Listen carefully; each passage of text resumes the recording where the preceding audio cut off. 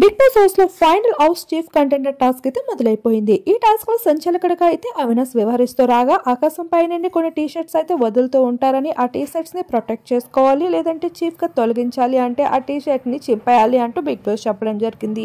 అయితే ప్రొటెక్ట్ చేసుకునే విషయంపై అయితే ఇప్పుడు సంచాలకుడిపై హౌస్ మెంట్స్ అంతా క్వశ్చన్స్ మొదలు పెట్టేశారు. ఈ భాగంగానే సంచాలకుడు అయిన అవినాష్ అయితే హౌస్ లోపల మీకు నచ్చిన దగ్గర దాచుకోవచ్చు అని చెప్పడంతో ప్రేరణ అయితే బాత్రూమ్ లో కూడా మేము తీసుకెళ్లొచ్చు అంటుంది. ఇక ఆ మాటలకి అక్కడే ఉన్న పృథ్వీ అయితే మీరు లేడీస్ బాత్రూమ్ లోకి తీసుకెళ్తే మేము ఎలా వస్తాము, మేము అలా వచ్చినా మీ ఒంటి మీద చేయేసినా మాకు బయట నెగిటివ్ గా వెళ్తుంది, అలా ఎలా మాట్లాడతారు అంటూ పృథ్వీ అంటాడు.